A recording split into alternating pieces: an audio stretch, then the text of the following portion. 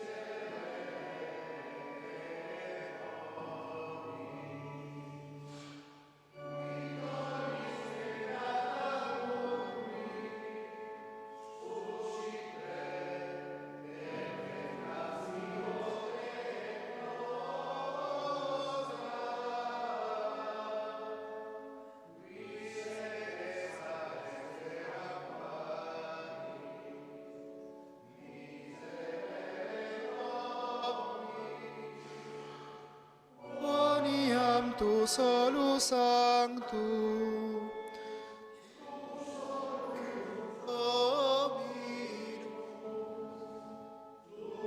solus altissimum,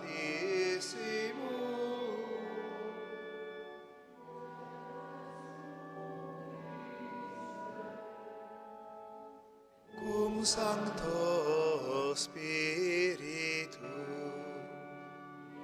gloria Dei Patri,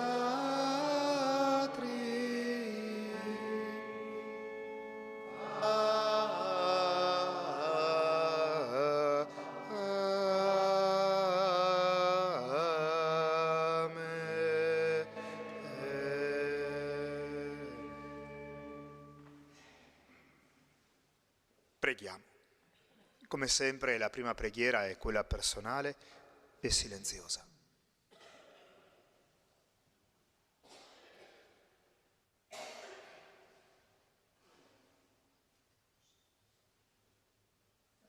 O Dio,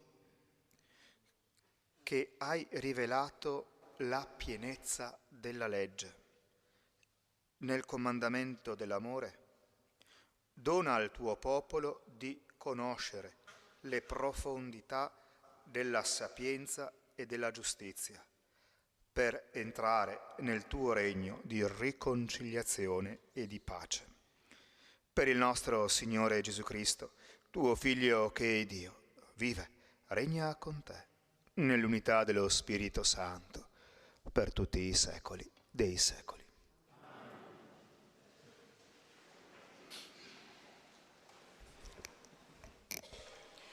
Dal libro del Siracide.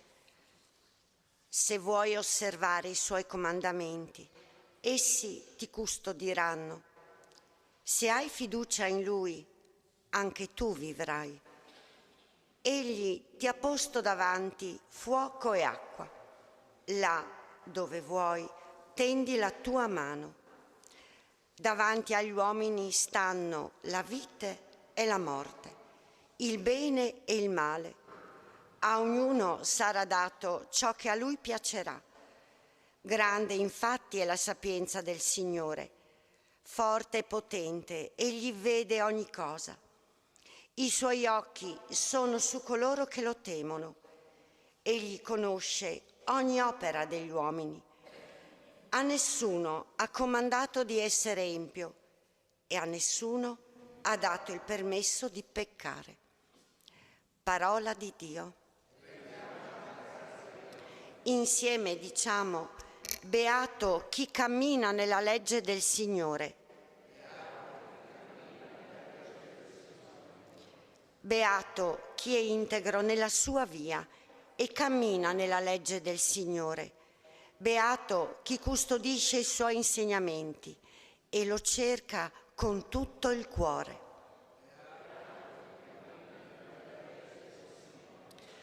Tu hai promulgato i tuoi precetti perché siano osservati interamente, siano stabili le mie vie nel custodire i tuoi decreti.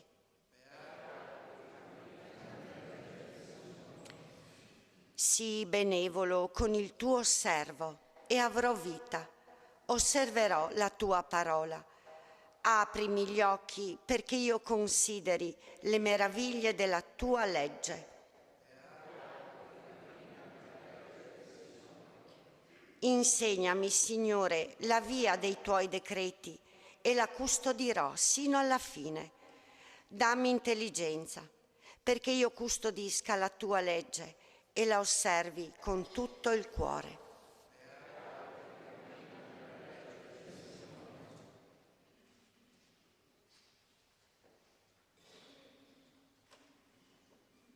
Dalla prima lettera di San Paolo Apostolo ai Corinzi. Fratelli, tra coloro che sono perfetti parliamo, sì, di sapienza, ma di una sapienza che non è di questo mondo, né dei dominatori di questo mondo, che vengono ridotti al nulla. Parliamo invece della sapienza di Dio, che è nel mistero, che è rimasta nascosta e che Dio ha stabilito prima dei secoli per la nostra gloria. Nessuno dei dominatori di questo mondo l'ha conosciuta. Se l'avessero conosciuta, non avrebbero crocefisso il Signore della gloria. Ma come sta scritto, quelle cose che occhio non vede, né orecchio udì, né mai entrarono in cuore di uomo, Dio le ha preparate per coloro che lo amano. Ma a noi Dio le ha rivelate per mezzo dello Spirito. Lo Spirito infatti conosce bene ogni cosa, anche le profondità di Dio. Parola di Dio.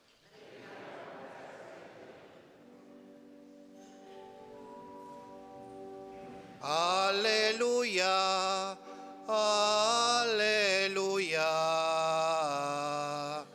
alleluia.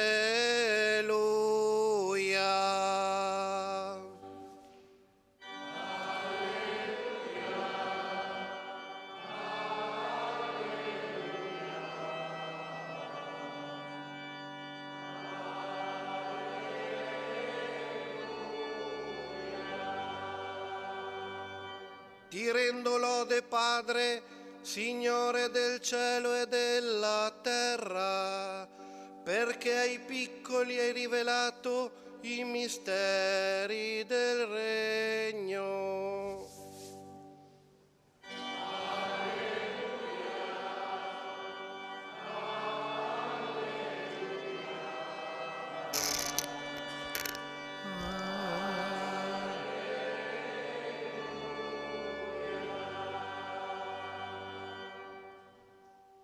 Il Signore sia con voi.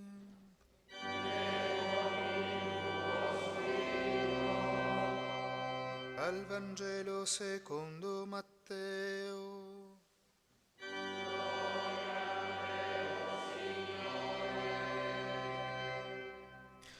In quel tempo Gesù disse ai suoi discepoli: non crediate che io sia venuto ad abolire la legge o i profeti. Non sono venuto ad abolire, ma a dare pieno compimento. In verità io vi dico, finché non siano passati il cielo e la terra, non passerà un solo iota o un solo trattino della legge, senza che tutto sia avvenuto. Chi dunque trasgredirà uno solo di questi minimi precetti ed insegnerà agli altri a fare altrettanto, sarà considerato minimo nel regno dei cieli. Chi invece li osserverà e li insegnerà sarà considerato grande nel regno dei cieli. Io vi dico infatti, se la vostra giustizia non supererà quella degli scribi e dei farisei, non entrerete nel regno dei cieli. Avete inteso che fu detto agli antichi: non ucciderai. Chi avrà ucciso dovrà essere sottoposto al giudizio.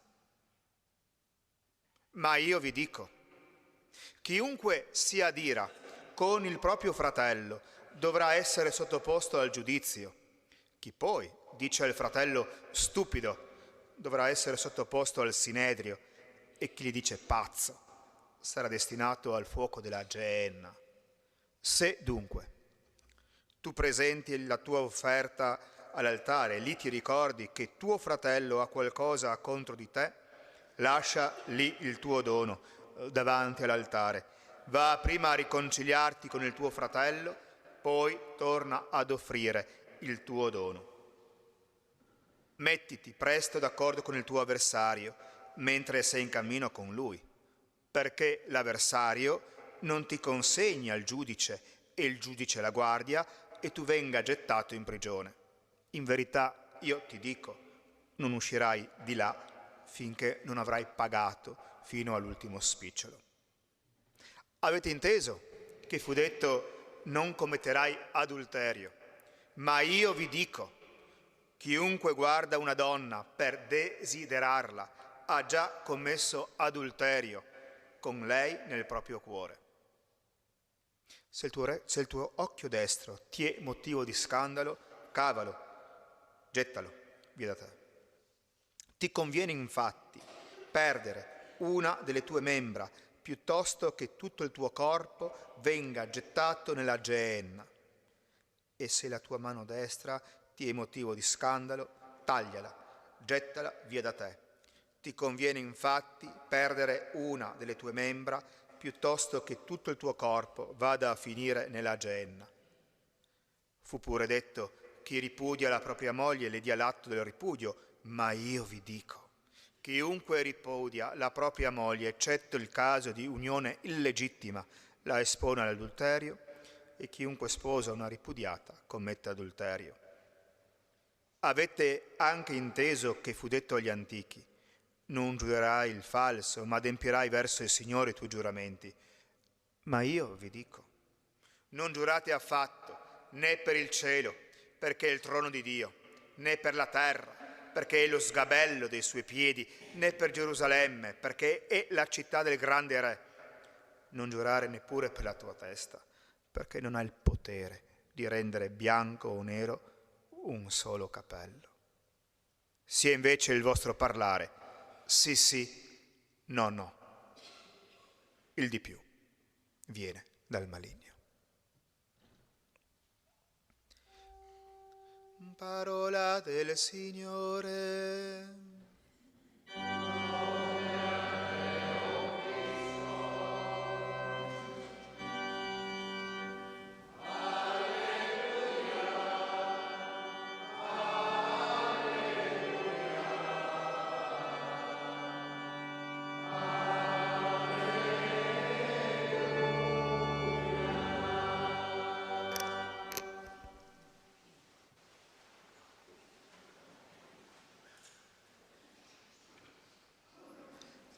Viviamo le nostre domeniche del tempo ordinario in questo anno liturgico nel quale Matteo ci sta accompagnando e in maniera continuativa leggiamo il suo Vangelo.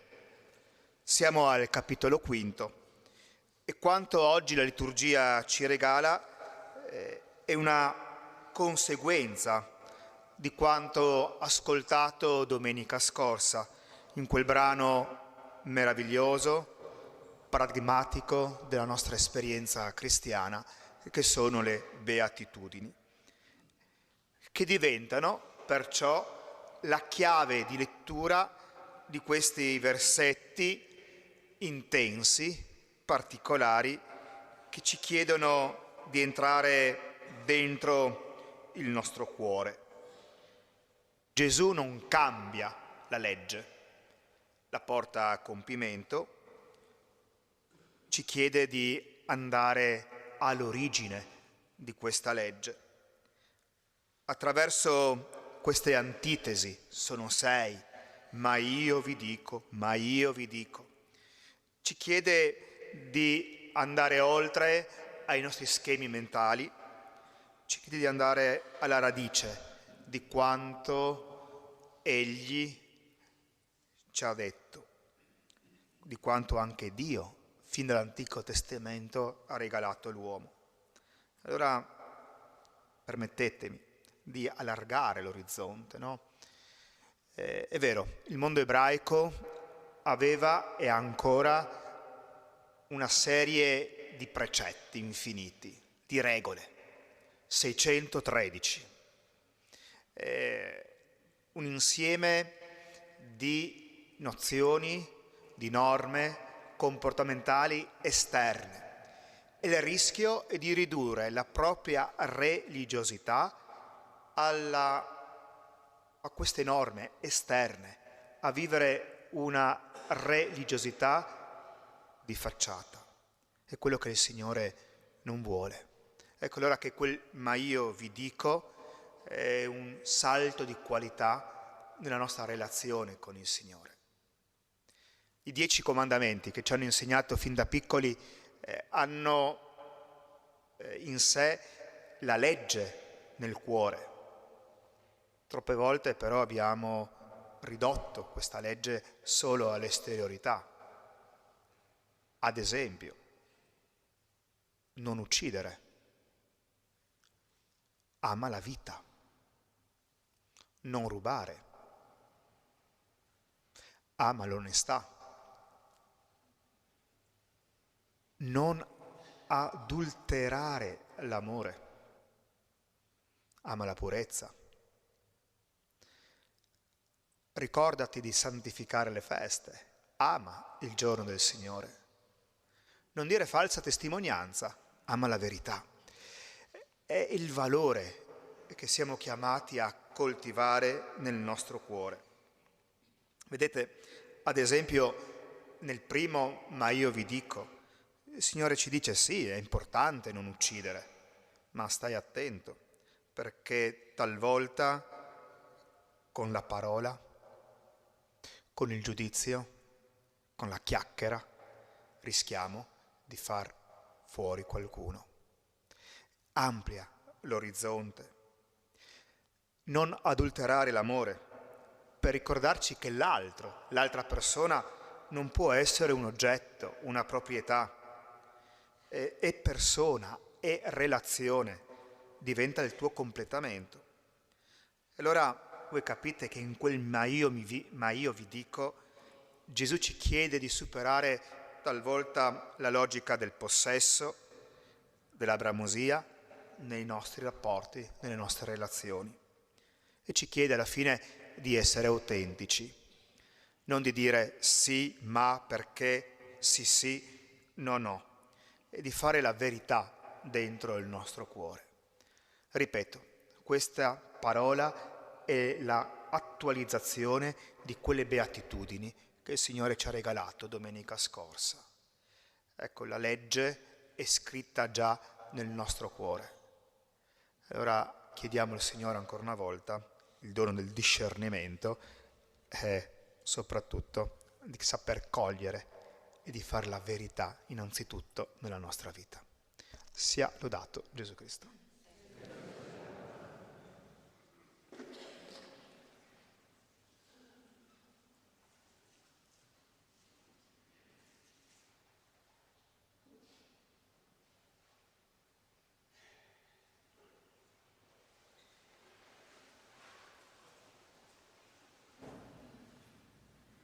Come nel giorno del nostro battesimo, come nella notte di Pasqua, rinnoviamo la nostra fede. Domando a me stesso e a voi: credete in Dio, Padre Onnipotente, Creatore del cielo e della terra? Credete in Gesù Cristo, suo unico Figlio, nostro Signore, che nacque da Maria Vergine, morì, fu sepolto, e risorto dai morti e siede alla destra del Padre.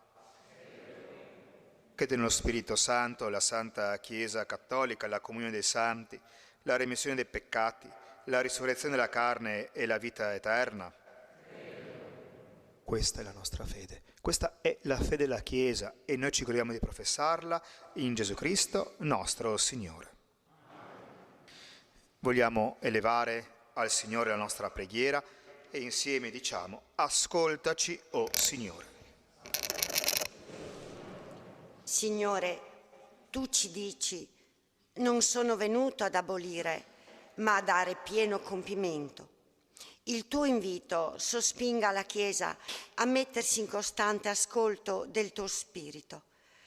Allontana ogni tentazione di chiusura, ogni sfiducia e rassegnazione e dona al tuo popolo un rinnovato slancio missionario. Preghiamo. Ascoltaci, o Signore. Signore, tu ci dici: chiunque si adira con il proprio fratello dovrà essere sottoposto al giudizio. La tua esortazione ci spinga a generare comunità civili accoglienti, capaci di solidarietà, ispirate da un'autentica fraternità. Preghiamo. Ascoltaci. Signore, tu ci dici: non giurate affatto. Insegnaci a confidare in te senza cadere in presunzioni di autosufficienza. Donaci la forza di non chiuderci in un egoismo indifferente. Rendici testimoni di quella libertà e di quella sincerità che sono frutto della tua presenza. Preghiamo. Perché il Signore accolga nel suo regno, dove non vi sarà più la morte, né lamento, né affanno, le vittime del terremoto in Turchia e in Siria, e perché grazie alla carità generosa di tanti sia asciugata ogni lacrima dagli occhi di chi soffre e possa rifiorire la speranza di risorgere, noi ti preghiamo. Ascolta, o Padre, queste preghiere e quelle che portiamo dentro il nostro cuore. Tu le conosci.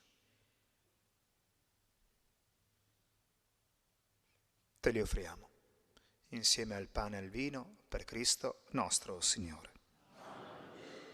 Sono oltre 27.000 le vittime del terribile terremoto che ha colpito Turchia e Siria da lunedì 6 febbraio, con 650 successive scosse di assestamento.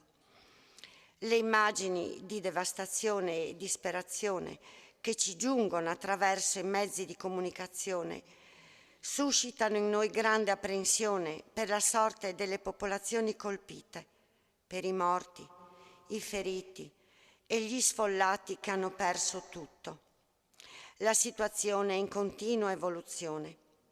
Per quanto riguarda la Siria, inoltre, il terremoto ha ferito un paese già dilaniato da 12 anni di guerra e dove oltre l'80% della popolazione vive in povertà. Su indicazione dell'Arcivescovo, le offerte che raccoglieremo in questa Eucaristia verranno devolute attraverso l'economato della Curia a Caritas Italiana per l'emergenza terremoto in Turchia e Siria. Grazie di cuore.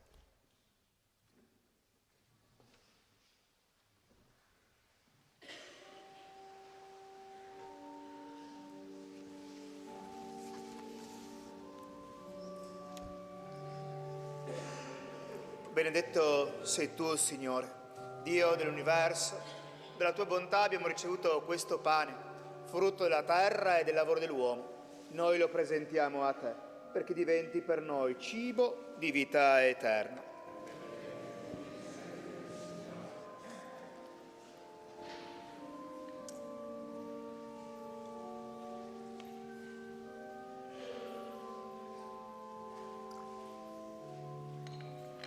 Benedetto sei tu, Signore, Dio dell'universo.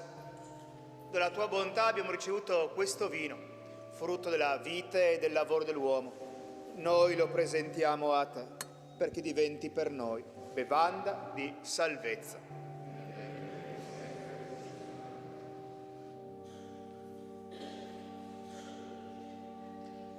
Preghiamo insieme, perché questo nostro sacrificio sia gradito a Dio Padre Onnipotente.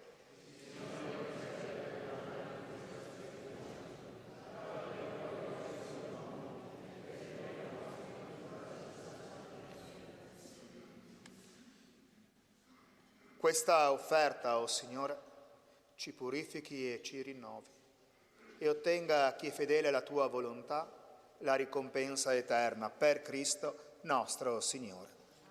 Signore sia con voi, in alto i nostri cuori. Rendiamo grazie al Signore nostro Dio.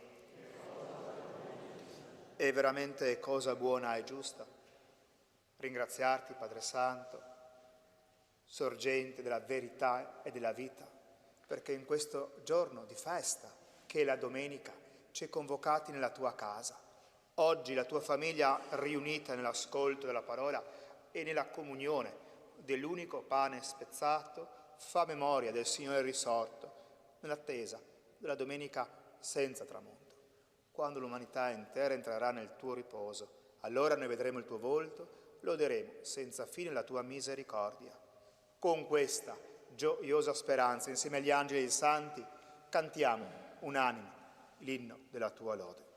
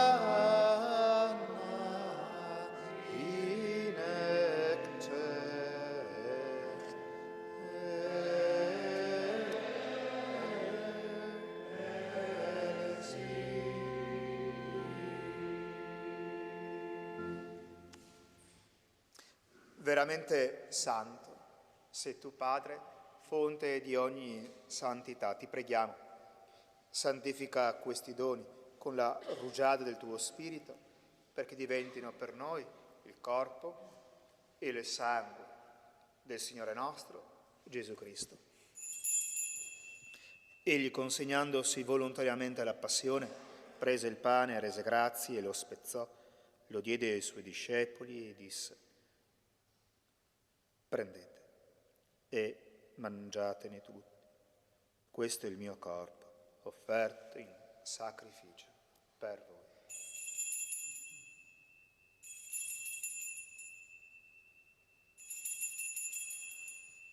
Mio Signore, mio Dio, aumenta la nostra fede. Allo stesso modo, dopo aver cenato, prese il calice, di nuovo ti rese grazie, lo diede ai suoi discepoli e disse: prendete e bevetene tutti. Questo è il calice del mio sangue per la nuova ed eterna alleanza. versato per voi e per tutti in remissione dei peccati. Fate questo in memoria di me.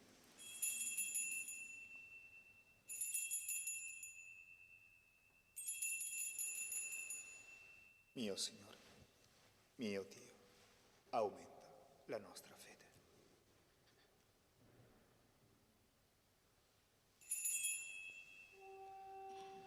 Mistero della fede.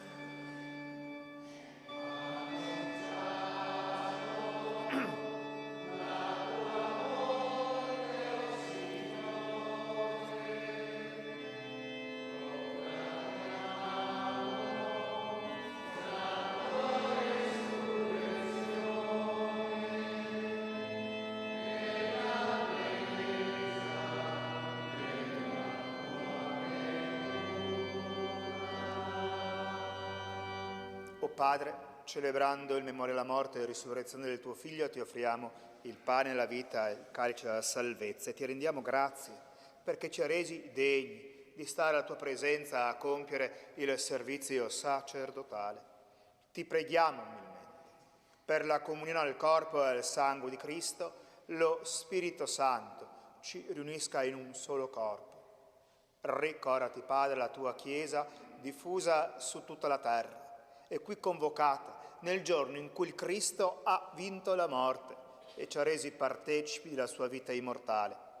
Rendi perfetta questa Chiesa nell'amore, noi con il nostro Papa Francesco, il nostro Vescovo Carlo, i presbiteri e i diaconi.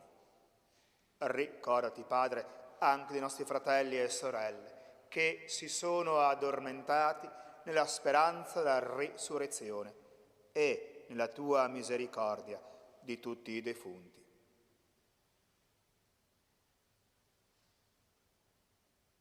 Ammettili alla luce del tuo volto.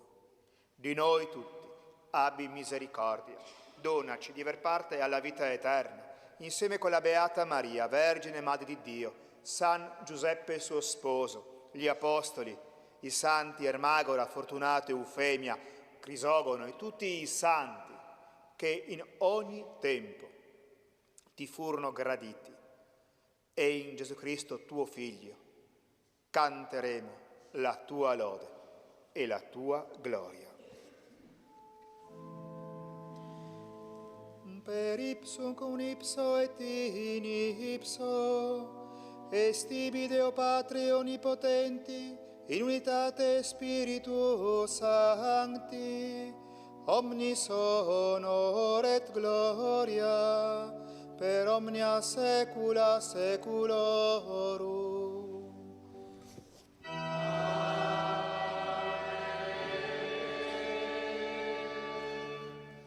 Precepti salutaribus moniti, en divina institutione formati, audemus dicere.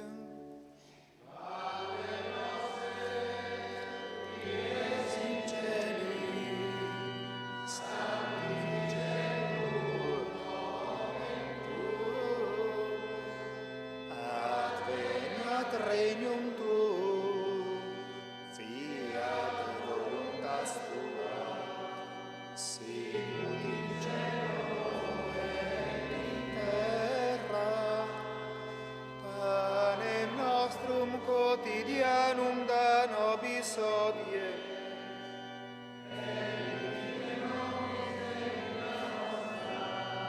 sicut nostri mitibus debitoribus nostri, et ne nos inducas in tentatione,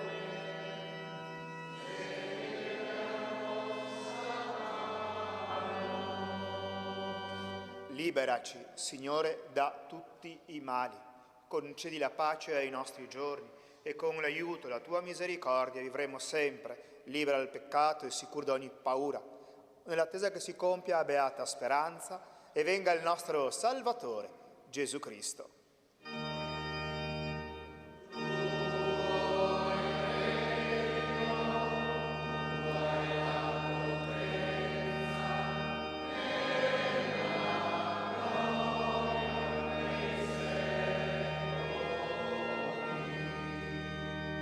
Signore Gesù Cristo, che detto ai tuoi apostoli, vi lascio la pace, vi dono la mia pace.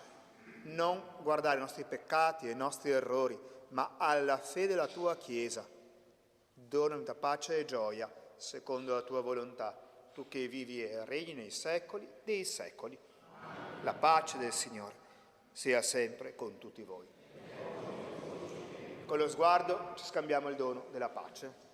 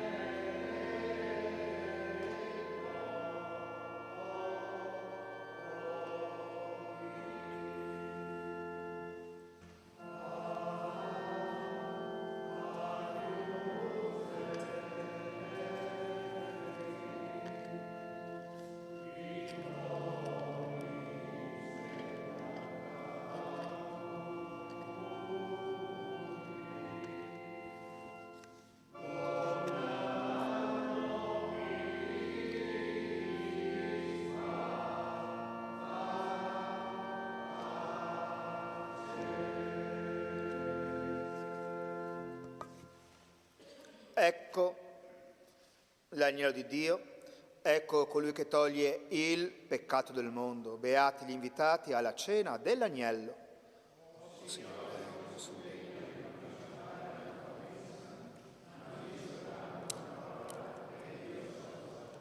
Il corpo e il sangue di Cristo ci custodiscono per la vita eterna.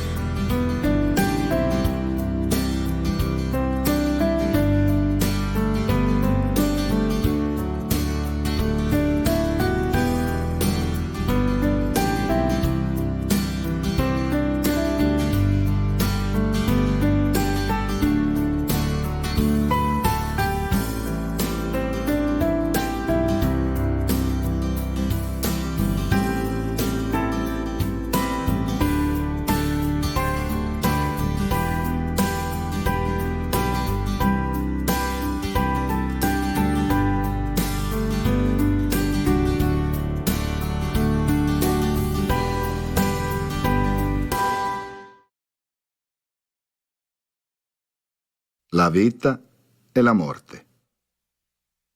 La vita lase come un lampo e della morte non avemo scampo. Troppo presto passa sto tempo come una nuvola sburtata dal vento, a volte bianca, a volte nera, per far bagnar sta nostra terra, per far nascere una vita nuova, sperando in una bella piova. Ma de colpo un grande tono che fa tremar sto nostro domo, che fa cascar tempesta d'esta vita, cosa resta? Fortuna se che con l'aiuto della bora, dopo la piova, il sol vien fora, coi suoi rai e il suo calor, e ne fa avanti battere il cor, e ne fa avanti alzar la testa, dopo anche sta brutta tempesta. La vita e la morte, allora questa è la nostra sorte, e una prova de coraio, e come parduti, la sede passaio. Tutto va e vien, così è il mal e anche il ben. Tutto vien e passa, bisogna vedere cos che ne lascia e cos che ne resta sul nostro viso, una lagrima o un sorriso. A chi più, a chi meno, e allora preghemo de non perdere la speranza, perché in cavo va tutto sulla balanza, davanti il nostro Cristo, che de noi è gadutto visto, e de gaver anche la forza e con gran pentità de domandarghe pietà, buttandosi in genocion davanti al suo trono, pregando perdono. Sì, perché il nostro corpo resta intera, ma le nostre anime le spera d'arrivare in ciel, davanti a quel cancel fatto de rose bianche rampiganti, con de drioduti quei santi, fatto de fiori e no de ferro, con davanti San Piero, che ne spetta con le chiavi in man, perché lui del paradiso è il guardian. Ma prima di tutto quanto ne spetterà il sacrosanto giudizio universale, che per ogni anima è il sé uguale. Allora in un piatto vignerà messo tutto il ben che avemo fatto, e in quell'altro i nostri peccati, che in te la vita sì che li avemo fatti. Penso che ogni piatto il sarà ben carico, pien come de olive un baligo, tutti e due sarà pieni, un de bontà e l'altro de veleni. Savè, fora niente non vignerà lassà, tutto quanto vignerà a pesare, è così che la balanza la sarà piena come de sangue una vena. Sia che a manca che a destra, e se la squara dritta alla resta, cosa che capiterà in cavo le anime nostre? Le sarà salvate o le vignerà roste? Neanche San Piero non saprà cosa far, se versero serar del paradiso le porte, che toccherà chiamar la Suprema Corte, perché neanche lui non saprà cosa più, e in aiuto il chiamerà Gesù. Cristo sto dilemma lo ha risolto senza nessun problema. Per lui se sta un scherzo crear per ste anime che le sega perso un laboratorio de nome purgatorio, per farne giocare ancora una gara, se della balanza quella benedetta squara la guarderà fissa il mezzogiorno. Noi dove andremo? Mi dove torno? Tornemo forse in drio sulla terra per combattere una nuova guerra, ognidun contro se stesso, ma chissà dove chi vignerà messo. Vigneremo messi su una strada, tutta quanta spinata, dritta e lunga, saremo come in una giungla, pieni di pericoli e serpenti che de paura ne batterà i denti. pieni di fame, freddo e scuro, e dovremo andare avanti a passo sicuro verso quella piccia luce, in fondo, dove che ne aspetta un nuovo e meo mondo. Andar avanti verso quel ciaro e star ben attenti di non far qualche sgaro, perché il diavolo è sempre pronto, de venirne incontro, de farne cambiare strada e pena dopo sì che la se fregata, perché in tel peccato gavaremo cascà e anche quella squara dell'ala se sbassarà, così io che non arriverà a salvare neanche al Padre Eterno, perché gavaremo cascà drento in tel inferno. Allora Gesù, te prego, dane a noi tutti la forza de finir come Dio comanda sta nostra corsa.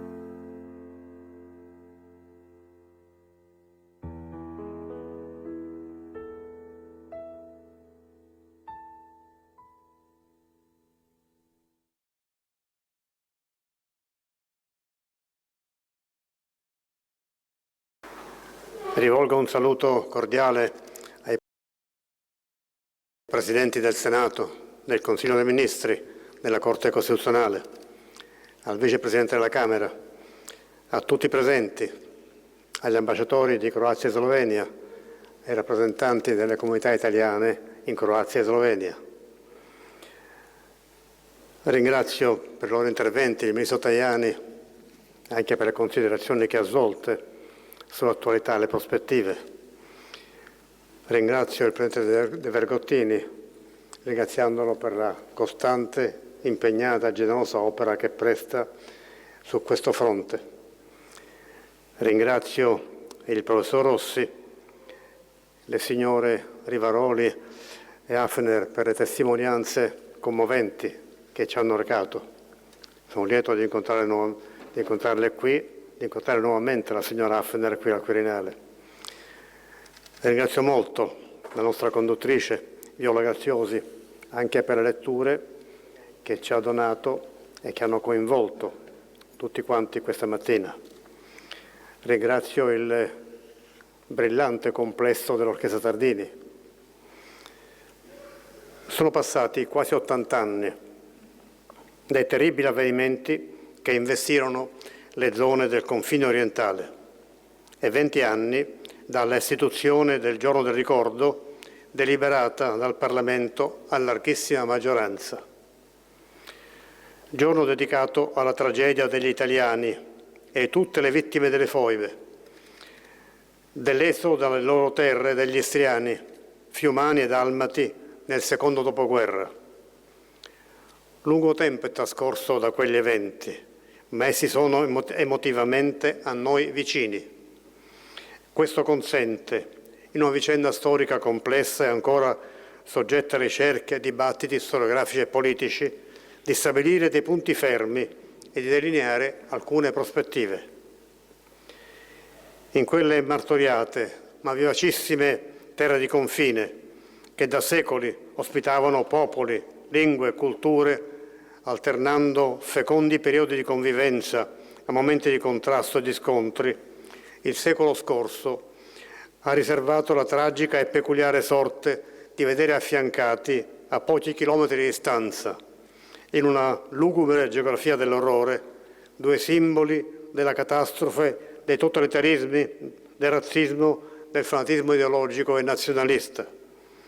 La risiera di San Saba, campo di concentramento e di sterminio nazista, e la foiba di Basovizza, uno dei luoghi dove si esercitò la ferocia titina contro la comunità italiana.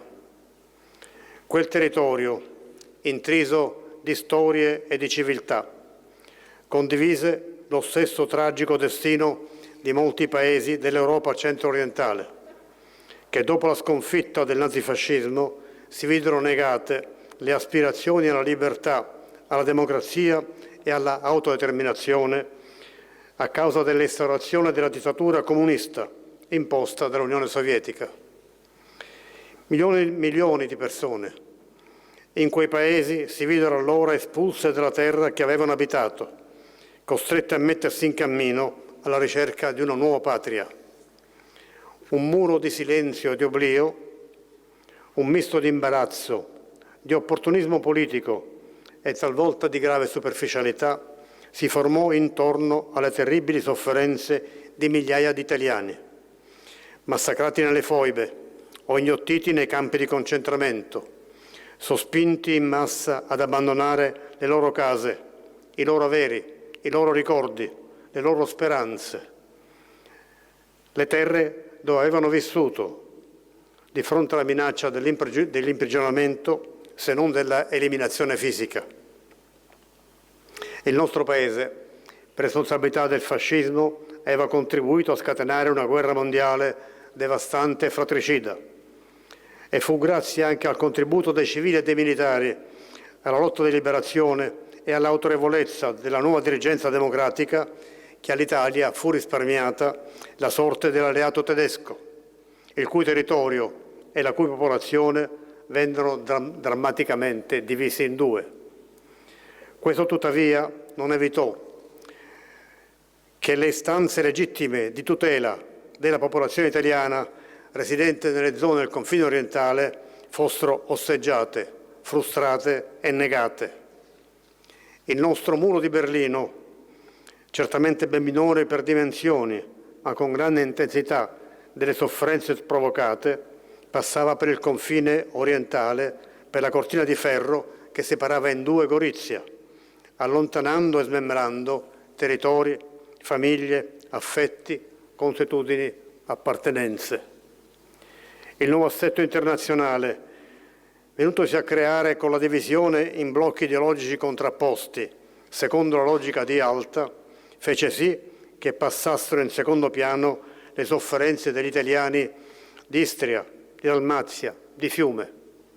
Furono loro a pagare il prezzo più alto delle conseguenze seguite alla guerra sciaguratamente scatenata con le condizioni del trattato di pace che ne derivò.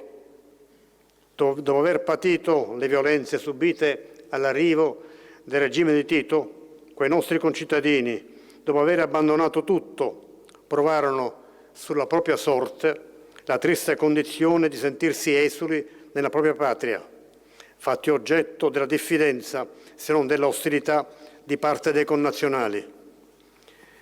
Le loro sofferenze non furono per un lungo periodo riconosciute. Un inaccettabile stravolgimento della verità che spingeva a trasformare tutte le vittime di quelle stragi e i profughi dell'esodo forzato in colpevoli accusati indistintamente di complicità e connivenze con la dittatura e a rimuovere, fin quasi a espellerla, la drammatica vicenda di quegli italiani dal tessuto e dalla storia nazionale.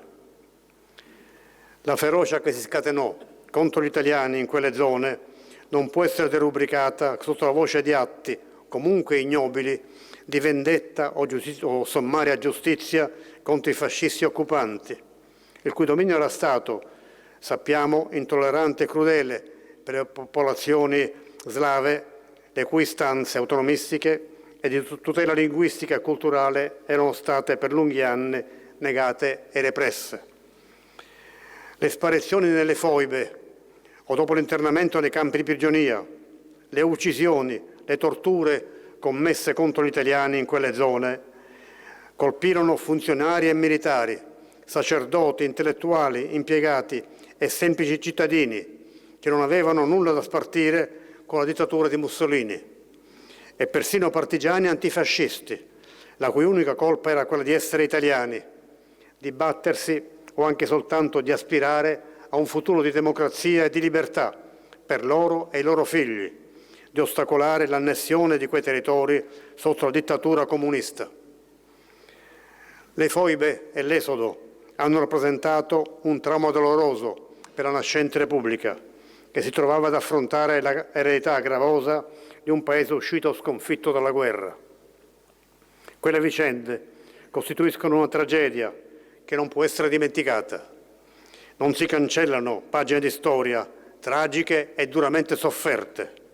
I tentativi di oblio e di negazione o di minimizzare sono un affronto alle vittime, alle loro famiglie e un danno inestimabile per la coscienza collettiva di un popolo e di una nazione. L'istituzione del Giorno del Ricordo, con tante iniziative da essa scaturite, con ricerche, libri, dibattiti, ha avuto il merito di riconnettere la memoria collettiva a quel periodo, a quelle sofferenze, dopo anni di rimozione. Ha reso verità a tante vittime innocenti e al dolore dei loro familiari. Tutto questo è stato importante, doveroso, pur se in ritardo, giusto, ma non è sufficiente. Il ricordo, la memoria della persecuzione e delle tragedie deve essere fecondo, deve produrre anticorpi, deve portarci, come hanno sottolineato poc'anzi, con semplicità e con efficacia straordinaria l'Ade Alessandra Rivaroli, fare in modo, e anche la signora Hoffner, fare in modo che simili lacerazioni crudeli nei confronti della libertà, del rispetto dei diritti umani, della convivenza, appartengono a un passato irripetibile. Malgrado queste tragiche esperienze del passato, assistiamo con angoscia anche oggi, non lontano da noi, a risorgere di conflitti sanguinosi in nome dell'odio, del nazionalismo esasperato, del razzismo. Dall'Ucraina al Medio Oriente, ad altre zone del mondo, la convivenza, la tolleranza, la pace, il rispetto dei diritti umani e del diritto internazionale sono messi a dura prova. I soprusi e le violazioni si moltiplicano e chiamano quanti condividono i valori di libertà e di convivenza a una nuova azione di contrasto morale e politica contro chi minaccia la libertà, il corretto ordine internazionale e le conquiste democratiche e sociali. Pagine buie della storia, anche d'Europa, sembrano volersi riproporre. Disponiamo di un forte antidoto e dobbiamo consolidarlo e svilupparlo sempre di più. La costruzione dell'Unione Europea, pur con i suoi ritardi e le sue carenze, ha rappresentato, come ha fatto ben presente il professor Rossi, il ripudio della barbarie provocata da tutti i totalitarismi del Novecento e la concreta e valida direzione di marcia per guardare al futuro con fiducia e con speranza. In questo quadro, nelle splendide terre di cui parliamo, oggi, grazie alla comune appartenenza all'Unione Europea, non vi sono più barriere o frontiere, ma strade e ponti. La diversità non genera più risentimento o sospetto, ma produce amicizia e progresso. Con Slovenia e Croazia coltiviamo e condividiamo in Europa e nel mondo i valori della democrazia, della libertà, dei diritti e lavoriamo insieme per la pace, per lo sviluppo, per la prosperità dei nostri popoli, amici e fratelli. I giovani lo sanno e lo vivono. Le giovani generazioni lo stanno già facendo da molto tempo, sviluppando un comune senso di appartenenza a una regione che trova nell'ampio spettro di presenze, etnie, storie, culture e tradizioni la sua preziosa e feconda peculiarità.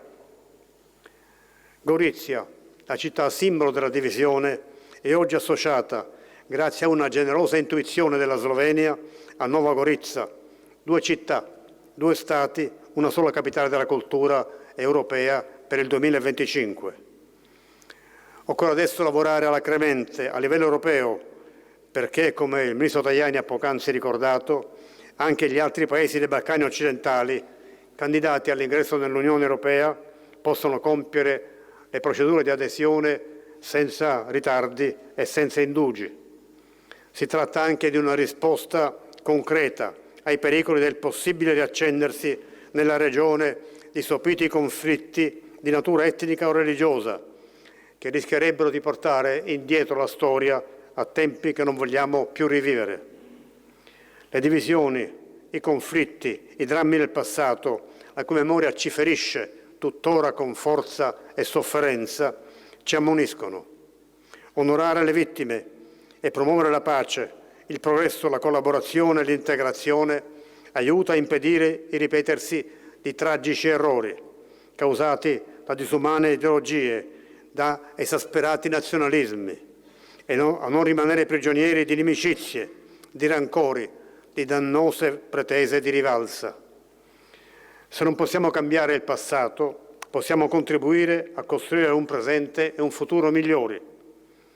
All'Europa e al suo modello di democrazia e di sviluppo avanzati guardano nel mondo milioni di persone.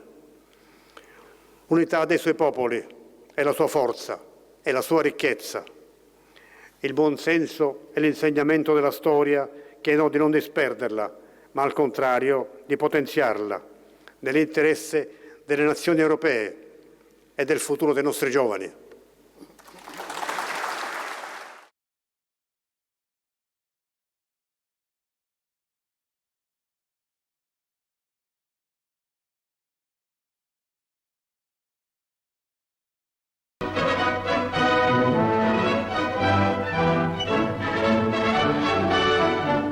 Headlines bring the people of the United Nations the most sensational news of the war, the surrender of Italy. And again, Italian and American flags hang side by side.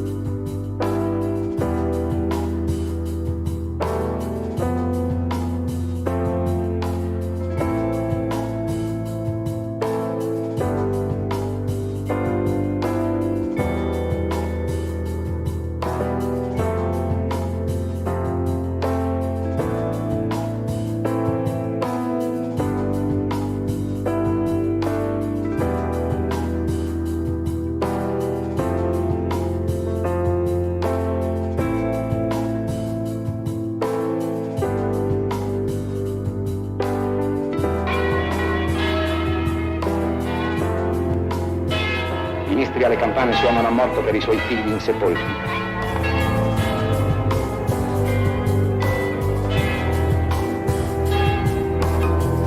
Ecco cosa rimane di esseri umani che hanno vissuto, amato e sperato, che hanno delle madri, delle spose, dei figli che piangono.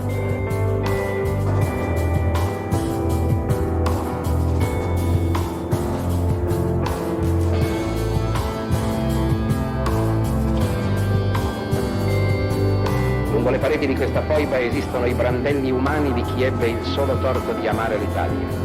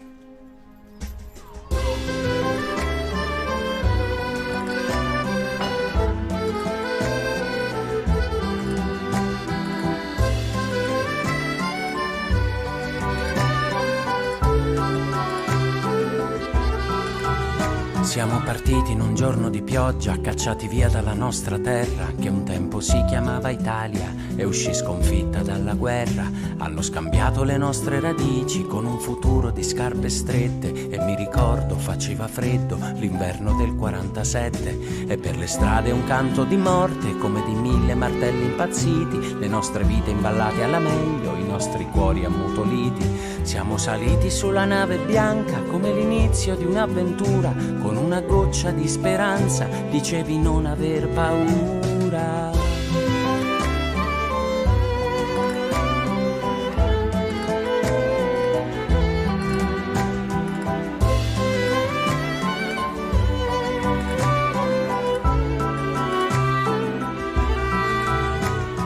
Ricordo di un uomo gigante, della sua immensa tenerezza, capace di sbriciolare montagne, a lui bastava una carezza. Ma la sua forza, la forza di un padre, giorno per giorno si consumava, fermo davanti alla finestra, fissava un punto nel vuoto, diceva: come si fa a morire di malinconia per una terra che non è più mia? Che male fa aver lasciato il mio cuore dall'altra parte del mare.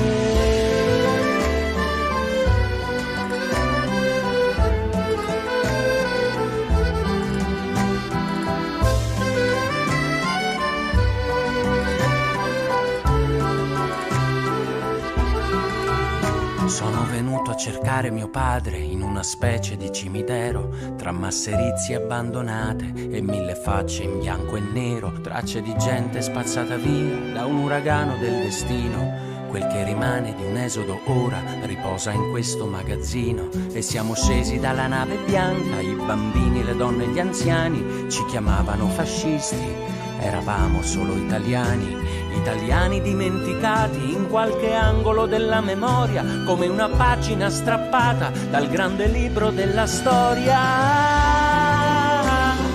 Come si fa a morire di malinconia per una vita che non è più mia? Che male fa se ancora cerco il mio cuore dall'altra parte del mare?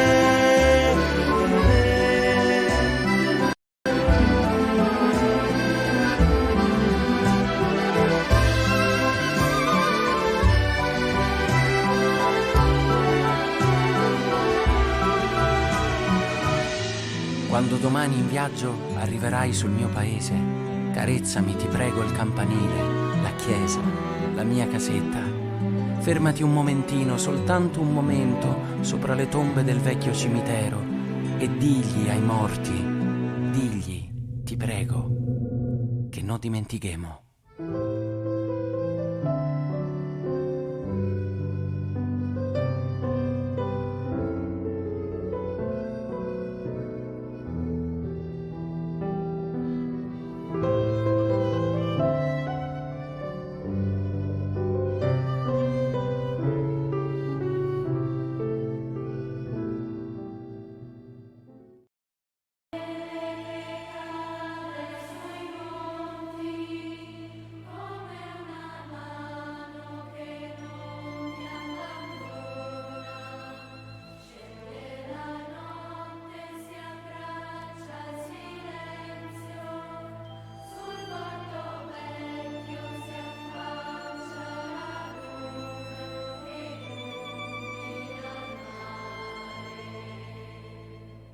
Chi sono io? Io vivo fra queste vecchie cose polverose da tanto tempo. Sono il custode dei loro segreti. Io sono lo spirito delle masserizie. Pensate a casa vostra, al quartiere vostro, proprio quello dove siete nati e cresciuti. Pensate adesso alla vostra città, provate a sentirne il profumo nelle strade, a vederne i colori, i negozi, i monumenti, i vostri vicini di casa, in ogni angolo le voci, i rumori. Quella semplicemente è la vostra terra. La riconoscete oramai quasi per istinto, ne avete imparato il dialetto, i modi di dire, le tradizioni. E poi ancora i luoghi di ritrovo, i canti popolari, le ricette. Tutte immagini e luoghi ben precisi, come stampati nel vostro DNA. Luoghi che come una carta di identità vi dicono chi siete e da dove venite. La vostra terra. Provate adesso a immaginarla in silenzio. Il vostro quartiere, la vostra città, le sue strade, le sue piazze, senza più colori, senza più profumi, senza più la sua gente, vuoto, deserto, silenzio. Un silenzio irreale che avvolge e ovatta tutto. Il vostro mondo che stranamente diventa altro, lentamente si spoglia di voi e voi di lui.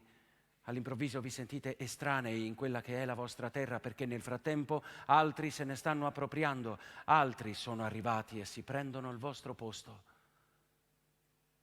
Sembra oggi impossibile soltanto pensare a una Napoli vuota senza napoletani, a una Firenze deserta senza fiorentini, o a una Roma silenziosa senza più romani. 70 anni fa, questo è accaduto. È accaduto a Pola, a Fiume, a Zara, a Capodistria, a Pirano, a Parenzo, a Rovigno, a Cittanova, a Umago, a Buie, ad Albona, all'isola di Cherso, a Lussino.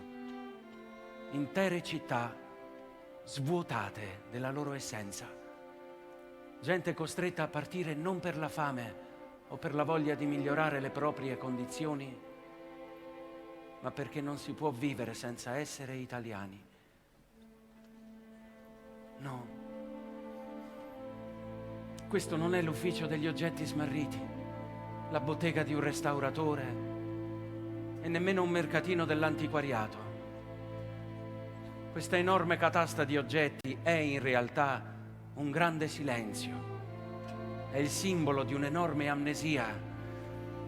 E anche se non ci sono targhe alla memoria, questo potrebbe essere un museo, suo malgrado. Un museo che racconta di noi. Chi lo sa, forse qui dentro potreste anche trovarci qualcosa di vostro, anche perché la storia che si nasconde qui appartiene a tutti e quindi è anche la vostra storia, la storia di una delle più grandi tragedie mai accadute in Italia nel 1900. E il nostro viaggio comincia proprio da qui, al confine più a est del paese, esattamente nel porto vecchio di Trieste, in questo luogo chiamato Magazzino numero 18.